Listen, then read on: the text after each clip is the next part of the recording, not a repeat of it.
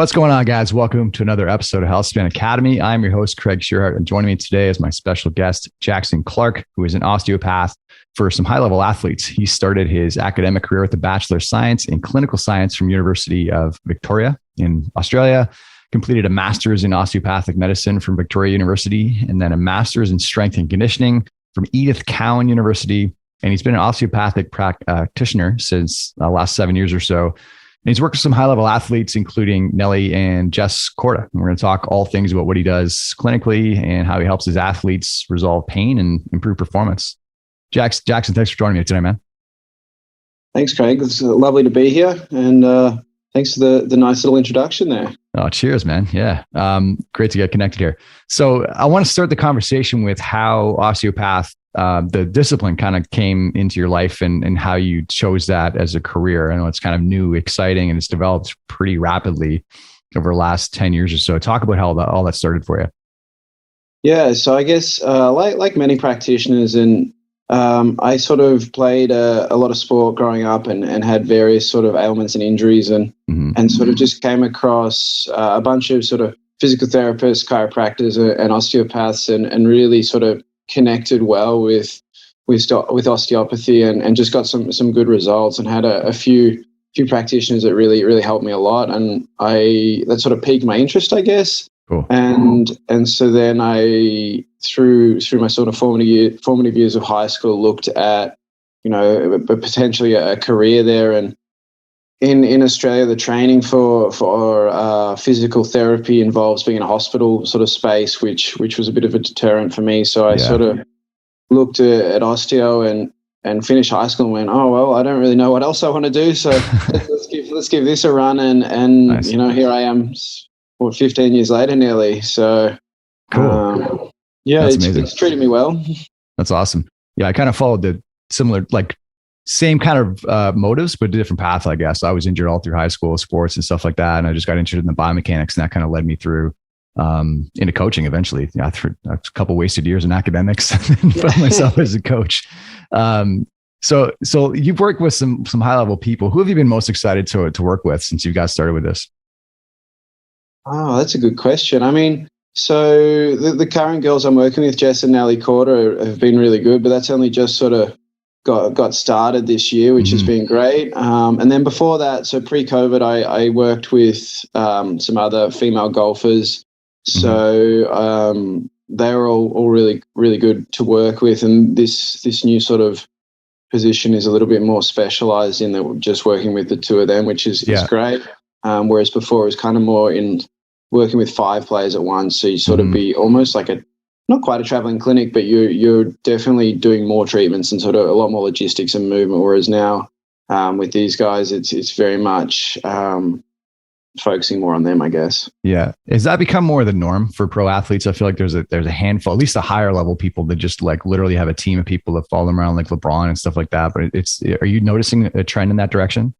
Yeah, definitely. So I've done a little bit of work in the tennis space too. And in tennis, obviously, it's a bit more popular. There's more money. And so there's more resources are able to be pooled, I guess. And so you'll see with both men's and women's athletes there that they have more like their own physio or their own trainer or their own, whatever their team they sort of decide once they want to have a part of, but they'll have their own personal sort of setup, and even in men's golf, that's more the case. And I think we'll see that probably is the pathway that women's golf will sort of follow.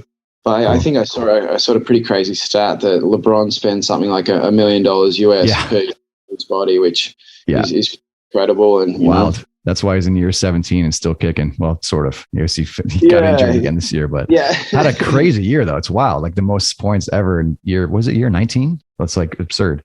Something like that. Yeah. So it's small chump change for him too, right? But that seems like the dream, just having this team of people just helping you avoid injuries and keep in top shape. Exactly. Let's talk about some of the common injuries you see now that you've kind of zeroed in on golf. There's a lot of rotation in golf. Do you see some trunk stuff, some back stuff? What are the common ailments that you tend to look at? Yeah, definitely. So, I mean, lower backs is probably your biggest area of concern in terms of, I guess, common area of complaint. But then also a lot of wrist, like overuse issues in the wrist area, obviously with impact and, just hitting a lot of balls. Yeah.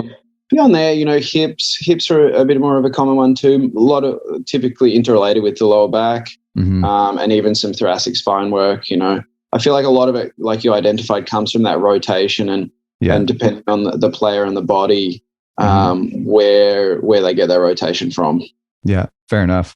And are there specific issues? Obviously, they've invested in yourself as an osteopath, and I guess you have a strength and conditioning background, which helps a little bit. Are there specific injuries that you see that tend to respond best to osteo as opposed to other disciplines? I mean, yes and no. I'm a little bit biased, but fair enough. I think I would have in my early years of my career, I would have been very bullish that osteo is the way and everyone needs to do that. But I think it's very much across a lot of the disciplines. It's kind of, if you've got a good or a great practitioner in each of the different modalities, you're kind of going to get the same outcome. It's just maybe some of the processes are slightly different. Yeah. So from that perspective, I don't think there's a huge difference, but I think it's getting the right outcome that's really the aim of the game there. For sure. Yeah, I love that. So talk about some of the solutions in your kind of trick bag, so to speak. Like what are some of the tactics that you found have been helpful for those low back issues for the athletes you work with?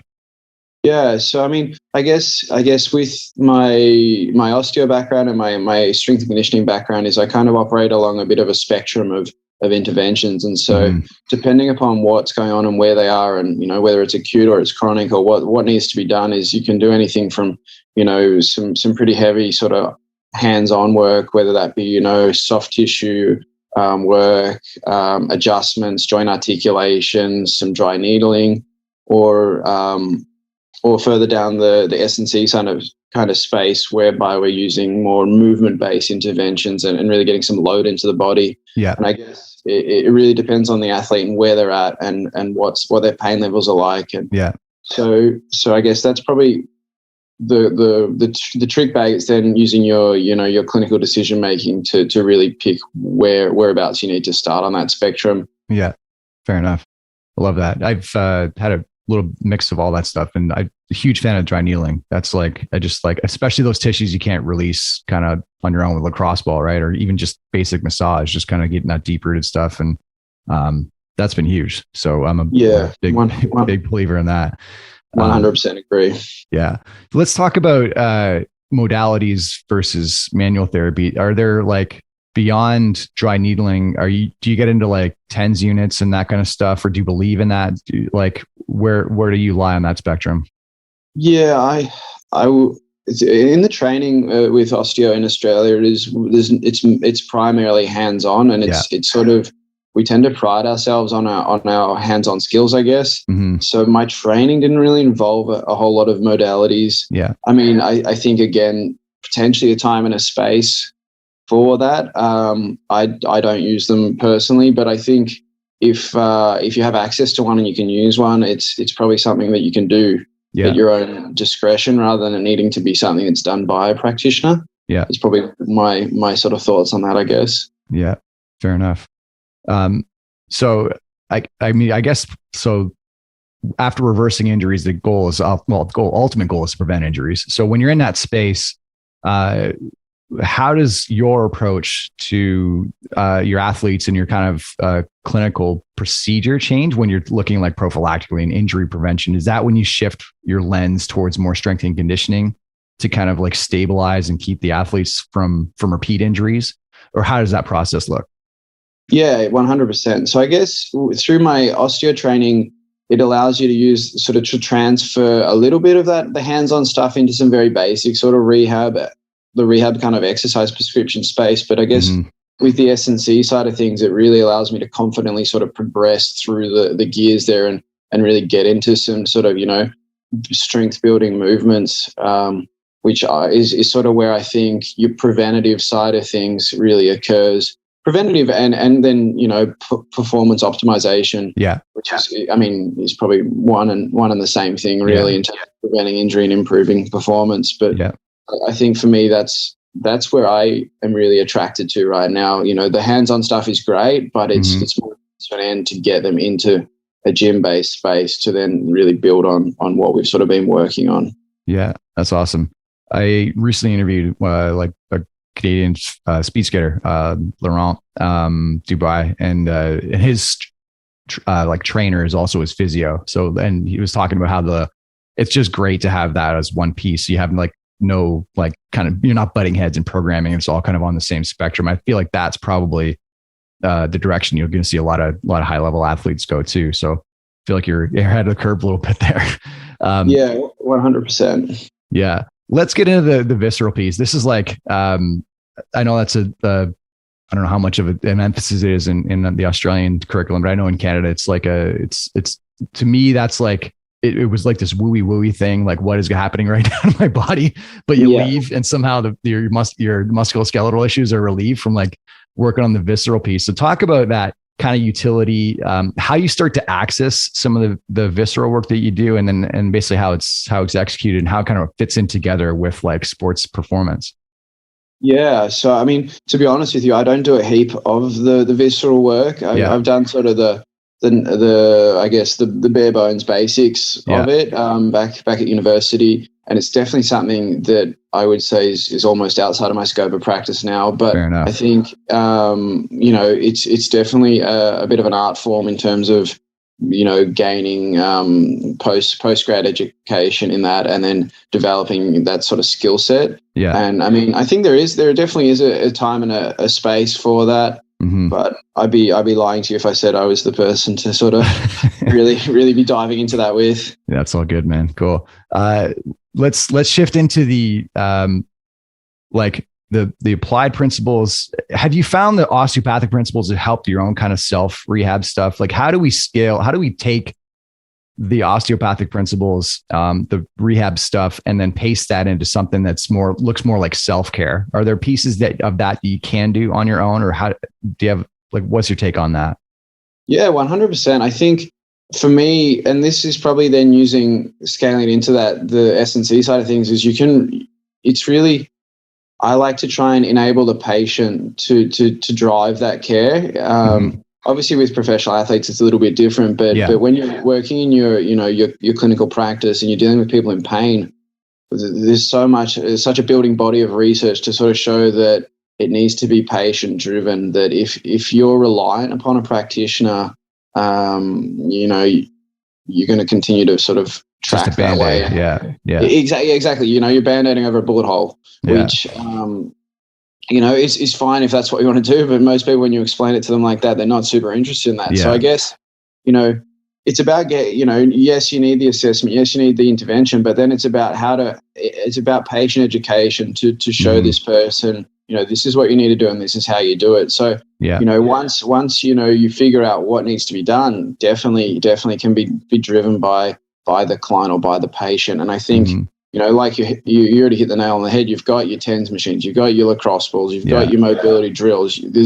That's sort of your initial starting point. But then it's like, once I can access that range of motion, how do I then build on that to prevent this reoccurring? Right. And that kind of comes back to sort of, optimization of just being a person, right? Is being able to do the activities that you want to do, be able to, go to work and get through a day's work pain-free, to, be able to go to the gym and train or play whatever sport you would like to do. These sorts of things is really where we see people sort of fall down or have issues. And so I think showing someone what needs to be done to be able to do that is important, as opposed to them sort of going, I need table-based interventions. I need to be adjusted, or I need dry needling, or I need this. It's kind of like you need that to facilitate the change in your nervous system or in your body, but then we need to show you how to access that longer term. Yeah, I fully agree. It is nice just kind of sitting there being kind of waited on, right, once in a while, but you gotta put in the work. You gotta, and I think the main piece that you miss, if that's your mentality, is building like active range of motion. Like you can get work done, you can get soft tissue work to open up. Maybe it's a knot, gets you further towards your end range, but you're not really creating any stability there. So I feel like that's where, as an athlete or as a client, you need to take some ownership. You actually have to work to kind of create stability in that new range that this practitioner is trying to build for you. Exactly. Trying to find the why, why has this come about? What activity or what joint or what muscle, what structure, what's causing this to continue to return back to this, range of motion that you have access to, and how can we influence that in a positive manner, I guess. Yeah. I love that. It's just not like the sexy thing, right? Like no one brags about, I did these sweet pail and rail the other days. You wouldn't believe how great my shoulder feels like. Well, 100%. It's kind of, I don't know, I almost liken it as it's kind of a healthcare model versus a business model too, right? Yeah. Because as a practitioner, it's like if someone's willing to come back to you for 2 sessions a week for 12 weeks and you say to them, hey, I only need to see you once a week for 6 weeks. Yeah. There's your catch-22, if you will. Yeah, true enough. Awesome. So, Jackson, I want to shift into kind of your personal priorities around your own health and like what's at the top of the list right now. We have mental health and we have physical health, and sometimes we're pulled in different directions kind of based on what we see clinically or with our clients, stuff like that. What is at the top of your list right now of your own kind of well-being, and what do your habits look like around that? Well, for me, I think like mental and physical health is so interrelated that if you're nailing one, you're most likely seeing some positive effects in the other. So, with the amount of travel I'm doing, I really try to get out and about. I feel like getting out for a walk or a run or some sort of movement in the morning. Mm-hmm. It doesn't have to be strenuous, just to sort of get the body going. Some sunlight exposure. If I'm really feeling motivated, some cold water exposure, but it kind of depends on the day. I'd like to say that I do that consistently, but I'd be lying. And then, probably some caffeine of some shape or form. Coffee's a massive sort of part of Melbourne culture. So I try and take that with me wherever I go and get out and experience some of the coffee shops across the world. That's awesome. Cool. But that's sort of the nuts and bolts at the start of the day. And then if I can get a training session in there, on top of that, I'd be stoked. Awesome. And what does like a workout look like for you? Are you like doing like just basic functional fitness? Are you doing like a bit of bodybuilding accessory stuff, or what is your structure look like typically? At the moment, I'm running on I've sort of self-described as a move better program. It's kind of what I sort of figure I need with my body and to be able to sort of keep doing the things I want to do. So I'm still doing a bit of running. Got a few hip issues, so I do a lot of posterior chain work through the lower body, and then just some more like bodybuilding accessory work for the upper body, just to sort of try and keep things moving. Cool. Try and add in some loaded mobility too, because I'm like most men out there as stiff as a board. So trying to keep somewhat limber is pretty important. Yeah, that's an ongoing battle for me too, man. I feel it. Yeah. So what's on tap for the rest of 22? Are you just touring for the rest of the golf season with your athletes? Is anything else going on professionally? The next sort of 8 weeks are pretty hectic for me. I'm sort of back and forwards to Australia a few times, and then I'll be based back in Melbourne for a few months back at the clinic I work at Kinematics in Richmond. Cool. So I'll sort of be there, and then I come back to the States for another probably 4 or 5 week block, and that will sort of see me out for the year in terms of the travel. So this front end has been quite busy. So yeah, that's kind of me in a nutshell at the moment. But everything's subject to change. We'll see what happens. Yeah, fair enough. Well, it's been an awesome chat, Jackson. What's the best means for people to check out more of your content and follow your work? So I guess the easiest one is either LinkedIn or on Instagram. So Osteo J Clark is my professional handle. If anyone's interested in sort of seeing what I'm up to out and about, that's sort of where you'll find me. Awesome. We'll link to that in the show notes. Well, appreciate the time, man. We'll have to catch up soon. Yeah, great. Thank you, Craig. Cheers. All right. Thanks for tuning in this episode, guys. We'll see you next time on Healthspan Academy. Hey, what's up, guys? Thanks for tuning in today. Hope you enjoyed the episode. Thank you so much for supporting this channel. This has been a fun project. We're growing in viewership every single week, and we obviously couldn't do that without you. So thank you for continuing to tune in. I really hope you're getting value out of the programming and the content. Just wanted to give you a heads up. I've been working on a book on health and longevity the last couple of years, been collaborating with my colleague, Dr. Dan Vitale, who's an expert in the field as well. And we've basically just kind of summarized the literature, some of the techniques that we found really useful in the world of biohacking, what our exercise regimen looks like, what's, cardio type stuff is going to help us live longer and healthier, mobility work, nutrition. We've covered the whole spectrum, everything that you can basically be in control of in your health and fitness kind of moving forward to help you live as healthily as possible for as long as possible. And it's available free for download. So if you click on the YouTube banner, you'll see a link to download the blueprint. It's also on our Instagram profile or on the website. You can click on 5pillarmethod.com/optimize to get your free copy of the book. And I hope you enjoy it. Hope you're keeping well. Thanks again for tuning in, and we'll see you next time.